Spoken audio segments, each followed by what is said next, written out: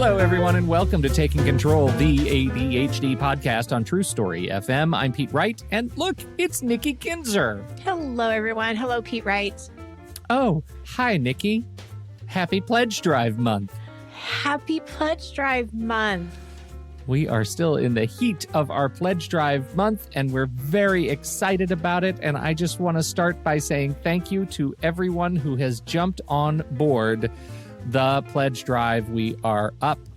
We've got 7 new members over the last week, and we have a whole bunch of people who have upgraded to join the Platinum tier, who have upgraded from their other tier. And so we're super excited to see from one tier to another. Does that even make any sense? Am I still talking? Is this on? Yeah. Anyway, Yes. we're very excited. We've got upgrading members, so people who are in the community and want to get a little bit more out of their membership with us and join us for some new stuff. So I'm really excited. Welcome to everybody, including Stuart and T-Dub and Christopher and Shai and Nicole and Bidisha and Ryan. You all are fantastic for jumping into the community. Thank you so much for that. And as we record this, if you are members and you are listening to this in your patron podcast feed, your very special patron podcast feed, I will tell you right now as a reminder, Friday, this coming Friday, that'll be the 10th, Friday the 10th, 11th, Friday the 11th of March is Coffee with Pete, our very first inaugural platinum level Coffee with Pete, but anyone can come. And so I'm excited to talk to people about tech and systems and whatever else you want. We could even just talk about coffee if you want. I'll talk about coffee. So that's coming on Friday. So very excited about that. What are you doing to celebrate the high holy days of Pledge Drive? I'm going to have coffee with Pete.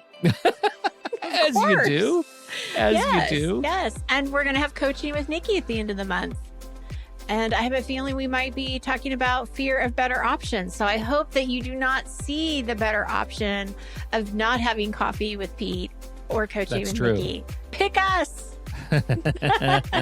We're good. We're a good option. That's right. We are a good option. You know who else is a good option? Our community is a good option. And I will say right now. Oh, they're better than us. They're better than us. Far. They're why you join. And in fact, we have this happy hour. If you don't know, Supreme members, we have a happy hour every month, the first Wednesday of every month. And it was such a fun experience. It has become such a fun experience that people who hang out for happy hour are actually having their own happy hour.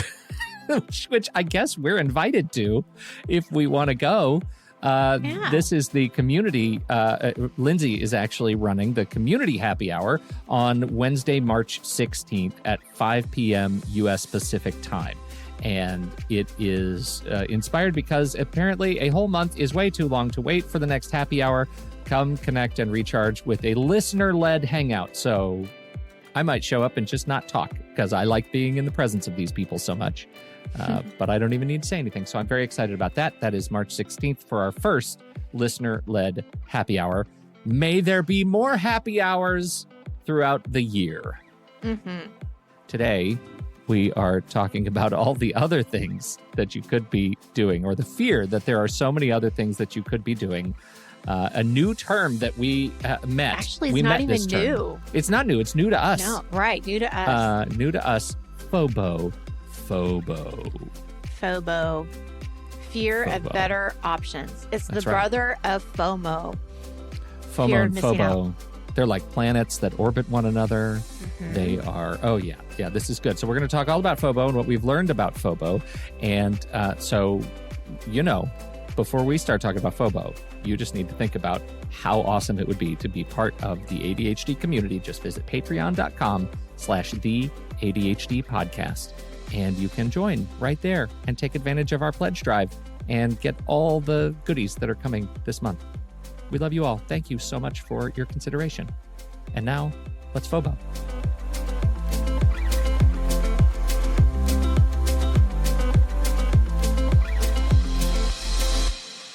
Nikki. Yes. What is FOBO? FOBO, fear of better options. So this came up from our research from the show that we did last week. Yeah, we did a show just last week, and it was packed goals. PACT goals. And in PACT the goals. right in the research of packed goals came this FOBO, and we even said, hey, that could be a whole episode, and here we are. We're doing an episode on FOBO. Isn't that ironic that we would actually find a better option for the show this week called Right. The Fear FOBO? of Better Options? I know it is. Oh, we can goodness. go on and on with this, right? But this is coined by Patrick McGinnis, who also did the whole thought around FOMO, which is the fear of missing out. So this Patrick McGinnis guy, he has some fears going on. He does. He's just scared of a lot. Yes. So what I thought was so interesting is I did some research on FOBO, because this was the first time that I've really have heard about it. Although it's not, I haven't heard of it in FOBO, but the fear of better options is a ADHD characteristic. I mean, This is not a new concept by any means when you talk to somebody who has a hard time making decisions, right? Because that's really what this is about.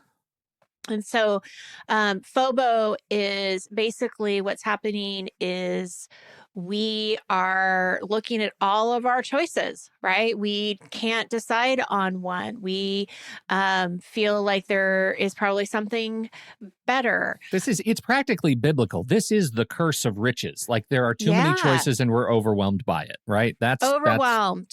Can't make a decision paralysis, right? Yeah. I mean, like you just can't decide.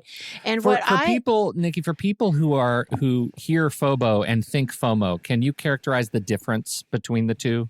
Absolutely. So this came from one of the articles, and I thought it was actually beautifully written. We easily compare ourselves with each other. That's producing the feelings of FOMO, right? We want to be with we want to be with other people. We want to see the same experiences. We want to be where they're at. So FOMO is around the fear of missing out. We don't want to miss out on this wonderful opportunity. FOBO is overwhelming ourselves with the choice, and it can be any choice about what we do that day, what we buy, what we eat. Like it can be anything. And so, the FOMO is like kind of the experiences that we're missing. The FOBO is more of like the, it's experiences too, right? I mean, but I think that's really important, because FOMO is like about what we're missing doing, like with other people. It's the Instagram syndrome, right? It's like, oh, I see what they're doing and I'm really missing out on that experience. And FOBO is about the way I characterize it's about any choice we have to make, whether you're buying a new car, whether you're using a new task system, for me, it's, as you know, always task systems, but whatever it is that you have to land on a choice and move forward, it's not being able to move forward and make that choice. And what's so interesting around this particular phenomenon, if you want to call it that, is decision-making. It's a mental process that we have to go through with the executive functions in our brains, right? And so this is how it's so directly related to ADHD, is decision-making is an executive function. ADHD has a lot of challenges around executive functions. So this process of making a decision, from planning to managing your impulses, right? Because a lot of times people will make quick decisions and not think it through. These are the things that are happening with ADHD. So FOBO is going to be a part of your ADHD. I mean, it's just so directly related that I know we've talked about it before. That's the thing that just throws me, is that yes, this is a term, but we have talked about this before many times. We have talked about the concept for sure. Yeah. Decision paralysis, I'm sure we have. Yeah. I just love that it's, I have kind of fallen in love with the acronym. Like, I just think it's a great way to describe this experience that I live with every stinking day.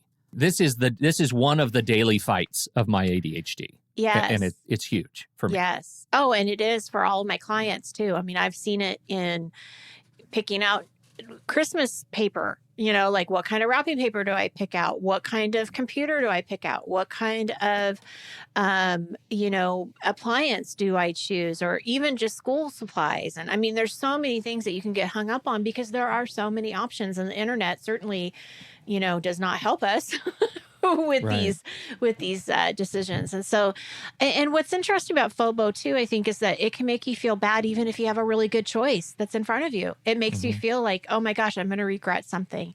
And a couple of the things that I really pulled out from the research is, these were some notes of some things to look out for. Like, when do you know that this is happening? Most of us is going to know. Most of us are going to know when it's happening, but Hmm. just a couple of flags to be looking for. When you refuse to settle for the options you have in front of you at any given moment, it's not Yeah. good enough. 3 choices is not good enough. I need to keep looking. I need to keep looking.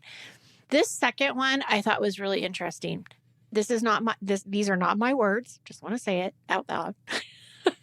Putting yourself first without regards to anyone else. I read this. I had no idea what it meant.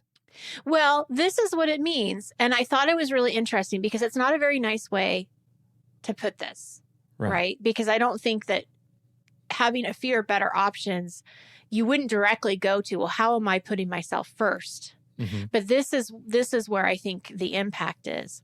If you have a broken dishwasher in your house and you are stuck with making a decision on what dishwasher to buy, the people that are being impacted are the other people that are living in your house. Oh. Because now they have to wash dishes. They're waiting for you to make a decision, So it's putting your own indecision, your own decision paralysis in front of possible needs of somebody else that is also impacted by this decision being made. Okay. Yeah. So isn't it interesting how we instantly almost think that all of these things are just personal decisions, but really when we start to take a step back, they're impacting other people. Ripples in a pond again. Yeah, right? I totally get that. And I see I absolutely see it, because my experience with FOBO is generally, it's generally my own stuff. Like, I can't decide on a task system. I can't decide on a, script writing system. I can't decide on whatever. But really, like, even those, the people I live with and love have to hear me bitch about it all the time. Well, and I got to tell you, if you haven't decided on a task system and you're falling behind on what you're doing for your business, you're impacting other people. I'm impacted. Yeah. Right? So I have decided, Nikki, it's Todoist. It's okay. We're fine. It's okay. And, we're good. We're all good, We're good. everybody. Yeah, we're all good here. Yeah. But isn't that interesting how, really, it isn't. A lot of times it could be just us, like what book to read. All right. That's really only impacting me.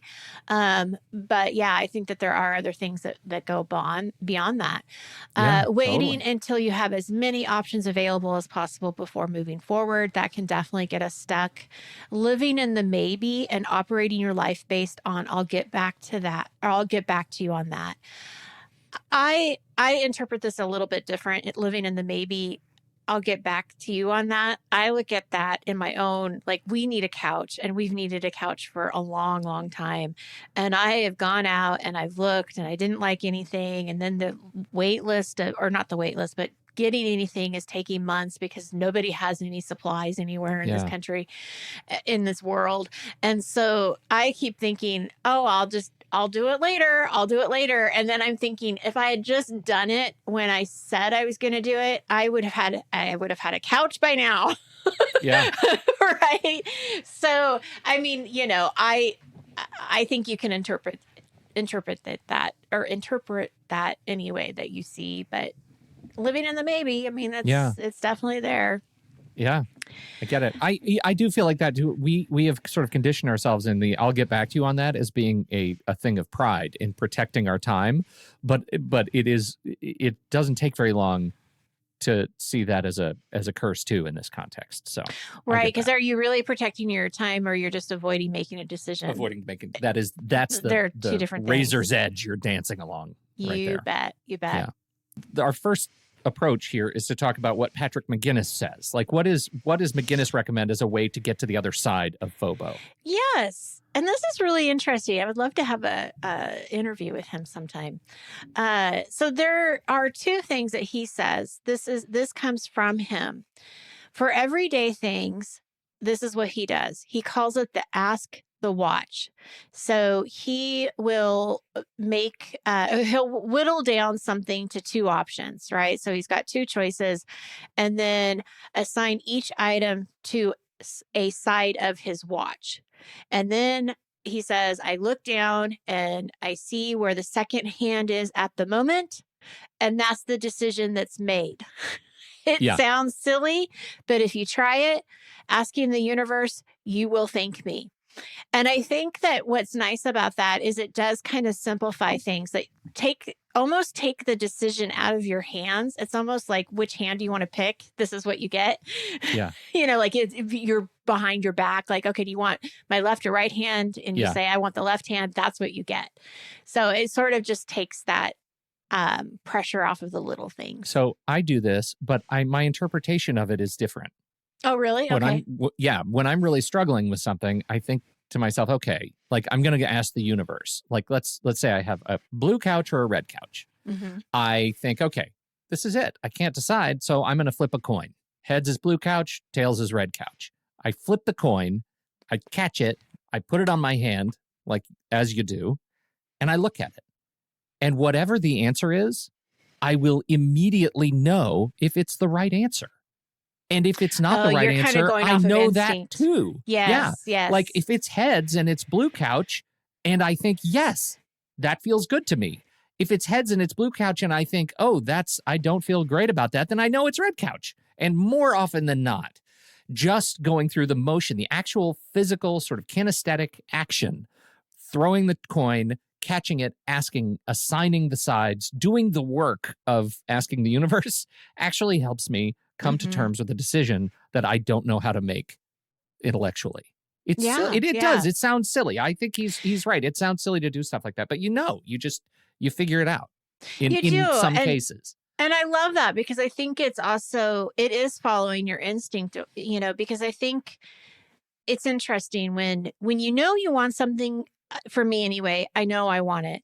And that is a pretty, easy decision to make. When I'm not sure, that's when I know that I'm not ready to make that decision yet. Mm-hmm. Like I need to either sit on it or I do need to look at some other things because that option isn't the right option. So I do think, it's interesting to listen to your instinct and how that goes, because I think about certain decisions I've made that were very impulsive and I'm thinking, but they were great decisions. Like they worked out really well because I just knew. So anyway, it is an interesting little kind of trick. Now for the big things, he likes to think like a venture capitalist. He writes everything down on the topic, pros, cons. He reads them out loud. That process is basically like writing an investment memo for a VC investment. But in this case, the investment is of your time, your money, and your energy. Mm-hmm. Of course, we've learned about this in the past, I think, too, about pros and cons. But what I really like about what he's saying here is you read it out loud. And I would even add that for the ADHDer to read it out loud and talk to somebody else about it. When I was still teaching regularly, this was my regular bit of advice to students is whatever you write for submission, read it out loud or have it read to you. The act of having those words come back through your ears, not by way of just your brain, allows you to find all of the things that trip you up, like all the things you don't necessarily believe, the things that aren't cited, the grammatical errors because you're tripping over the sounds of words and all of that stuff really helps. And I can imagine in this case, just reading those decisions, those possible options aloud can help your brain trigger in a new way. I know it works in other contexts for me, and I can see how this would probably be very effective for me too. And then there were some other ideas too that we came up with on our own, you and I, that we do. And then there were some other things too in my research. And one of the things I thought was really interesting is accept what you can and cannot control. And boy, having anxiety, that's a hard one, right? Because we want to control everything. Yeah. And, couple of aspects around this particular point. One of the ideas was to decide on, 3 or 4 reasonable, non-negotiable things that you need in order to make a decision. And by doing this, and I agree, because by doing this, it sets this minimum, criteria so that you don't have to look at every single option. So for example, if you're looking for a new house, what are your have tos? What are the non-negotiables, so that when you go in and look at the database, those are the things you're looking at, rather than looking at everything, or looking at things, 10,000 above your price point and 10,000 below your price point. Like, really kind of trying to zero in on limiting a number of options. And one of the other things I would add to this, that I talk to clients about, is do eliminate the ones that you don't want. Don't keep those in front of you. Get them out of your eyesight, so that you're only looking at what you really see as being valuable, because it's clutter. It's mental clutter that you don't need to be looking at, right? Yeah. I know with myself and with other people that I talk to, when it's really difficult to make a decision, it's those what if questions that get into that get in our way. And it can be a simple, I don't even know if this is simple necessarily, but what if you choose a movie? Say you're having a hard time choosing a movie and the movie's bad. Okay, the movie was bad. Or you decide that you want to live in this neighborhood, but what if you have bad neighbors? Okay, what if you do have bad neighbors? Like, we can't control whether or not we think the movie is bad until we watch the movie. We really aren't going to know if we're going to have bad neighbors until we really move into the neighborhood and find out what our relationships are like. So there's these things that can happen, but we really have no control over them if and when they happen. And the part that I struggle with in this is, their advice was, well, think this through. What if the worst case scenario happens? Totally fine with that to an extent. Yeah, unless you live with anxiety, and then you're perseverating on the worst case scenario. Well, then you're thinking of the worst case scenario. Yeah. And so I can't think about it too much, because then I'm like going down these rabbit holes that are not healthy, and I won't do anything. So then I stay stuck. And so I think that you have to know yourself on what's going to serve you and what's not. And I think that for myself, with handling my own anxiety, I just have to keep remembering that there's always going to be, options and solutions, whatever happens. So whether it's a good thing or a bad thing, like, I can't really think about it until I'm there. Like, it doesn't serve me to do the what ifs all that much. So that's me personally. Yeah. Speaking for myself, I'm with you on all of that. And I think this is where I trip up on the 3 to 4 reasonable, like, know what you want and the what if questions together. And I think this leads me back to realizing that acceptance happens at the decision level. Like, it's hard for me to build a rule set that says every time I want to make a decision and I'm having FOBO, I'm going to apply this consistent approach every time. Like, I can't do that. I have a friend, for example, you talked about your movies. I have a friend who has been working, like, he loves movies, but he's been working really hard on developing the muscle that is, if I don't get into the movie about 20 minutes and I'm not, like, enjoying it or provoked to see what happens next, I stop the movie. I can't do that, because that's where, like, I don't know how to do that, because FOBO hits me at 20 minutes in and I think, well, how will I be able to talk about the movie if I don't finish it? Like, sometimes stuff happens at the end that really changes my perspective. Right. And this is a muscle that this friend of mine has built, saying, you know what? I don't care. Like, if I don't care in 20 minutes to find out what's going to happen in 2 hours, I'm going to start a different movie. I'm going to try something new. And that's what's interesting too, because I think that what you're hitting on is, it really, can we take a step back and figure out what is it that we really do care about? And do we really care about this? And what is the impact of this right now versus later? And one of the things that I think really struck me about the research was that, will this decision matter in 5 years? 2 days from now, is it going to make a difference? And, keeping things in perspective as much as you can. It's so hard when you're in the middle of it all, right? Yeah. But we do have to look at, is this something I really care about? Or is this something that I am just, I'm stuck on right now? But maybe if I can figure out a way to get out of it, it won't feel as bad. I don't know. I think that it depends on how much you care about it. Yeah. Right. You know? So I want to level up exactly that. because I think this is part of the empathetic vibe that a lot of ADHD people have. And it goes back to Michael Crichton, who has a thing called Wet Streets Cause Rain. And this is, I know I've talked about this on the show, so forgive me if it sounds familiar, but just to refresh, you're reading the newspaper and you're reading an article about ADHD and ADHD coaching, right? And it says some things in there that are objectively wrong. And you know, Nikki, that those things are wrong because you live and work in this space and you are trained and you are certified and you have this that the reporter just didn't get right in the story. And you think to yourself, stupid, this is incorrect. You turn the page and now you're reading something about curling, the sport of curling. There is intrigue in the world of curling. You're not a curler, are you? I think it's a weird sport. Okay, so you don't know anything about curling.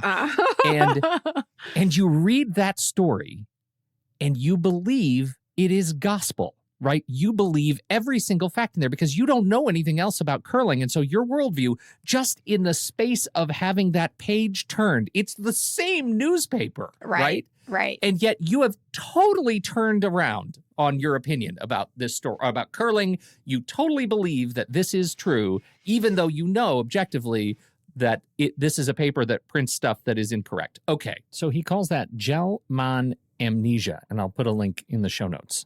I think about this all the time because when I hear other people making decisions or having a decision on the horizon, that is triggering for me because I have FOBO on behalf of them of in that stuff person, that right. of that person. You called me, you texted me and you said I have to buy a new computer, and then ghosted me for like 2 hours because you were out buying a new computer, I think. And I went into like a panic state. Like I was like, oh God, I hope she makes the right decision. I hope she makes all the right. And you did. You did fine. It was fine. You are capable of buying your own computer. You were an adult. But I found that very triggering to me because because you had asked and I was ready. I was like ready and I was on the hotline. Like, let's talk through features and specs because that's what I know. Yes. If you had told me you wanted to go out and buy a new spiral notebook, I would have had no strong opinions about that. Right. None. Yeah. And so I find like what I'm getting at is the muscle for me,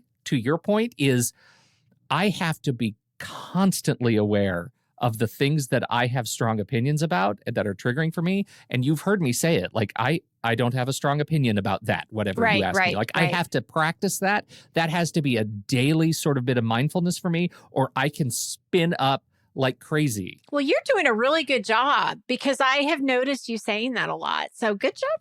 Good job to you.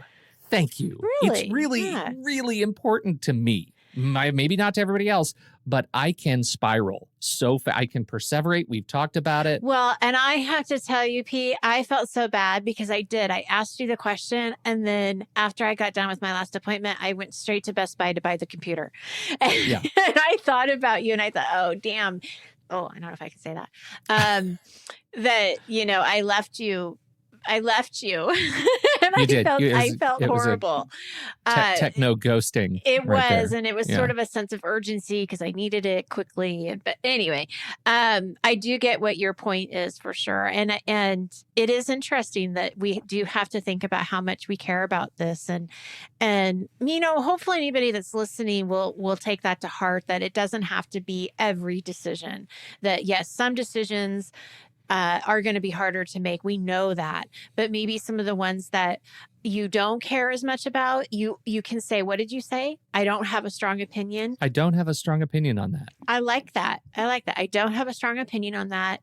And maybe you don't need to have one. And that's okay.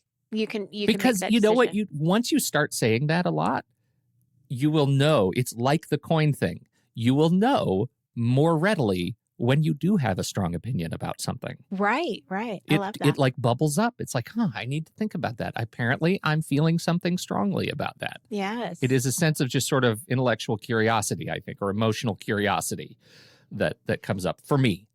Something I want to add to this that I believe is also a brother or sister to FOMO and FOBO is the overcomplication of things. And I see this a lot with clients where they'll say, I know I'm overcomplicating this. I know I'm making too much of this, or I'm looking at too many details, or whatever it might be. And and sometimes they are overcomplicating it. And so as a coach, I have to, take a step back and say, okay, wait a minute, let's look at what's happening here. And so again, I have to stress the importance it is to talk things through with other people. When you feel like you're overcomplicating or something isn't making sense, or you do feel like you have too many options, or you're having a hard time breaking something down, talk to someone else. It can be anyone. It can be a coach. It can be your therapist. It can be your friend. It can be your spouse, one of your children, a colleague, a boss. It doesn't matter. Just pick somebody that you trust and talk it through to them and say, this is what's going on, and find out what they have to say. And then also ask yourself, what are the boundaries that you have or want to have around your time? On how much time do you want to spend on this? And because I'm sure there's people out there that will say, I still need to do the research. I'm not going to be comfortable making a decision by just making it. So, okay, but what are the boundaries around your time? Do you want to spend 2 hours on it? Are you okay with spending 3 or 4 hours on it? Because it means that much to you.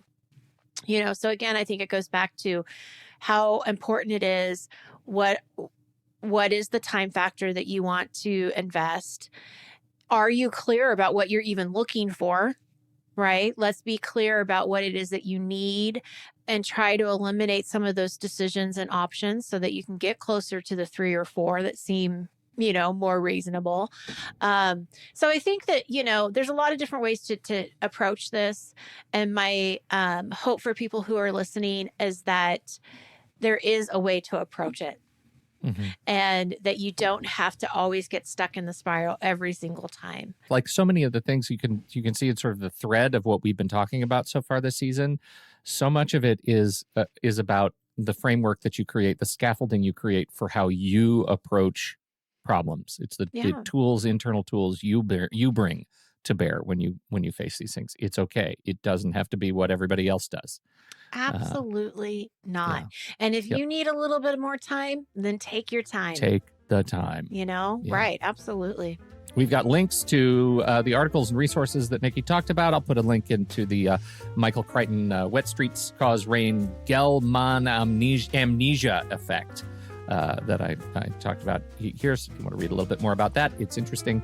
And we appreciate you. Thank you, everyone, for downloading and listening to this show. We appreciate your time and your attention. Don't forget, it's Pledge Drive Month. If you want to support us and what we do, if you want to get access to the platinum level new tier stuff, goodies that new platinum members get, you can do that for this month. That means you get Coffee with Pete. You get Coaching with Nikki coming up a little bit later in the month. There's just a lot of very exciting stuff, and we would appreciate it if you would consider it. Take advantage of some of these resources, and also the Placeholder podcast is coming. I've got the script to the trailer literally right on my screen, right here. Oh, and so you're going to be recording that, probably soon. I'm recording it imminently. In fact, let me just tell you, as we're talking about this, some of the sound effects you will hear. War games. Would you like to play a game? Bard's Tale, 1985, sound effects from the game. How about the Windows 3.1 opening chime? Yes, those are all sound effects you'll hear in the upcoming Placeholder trailer.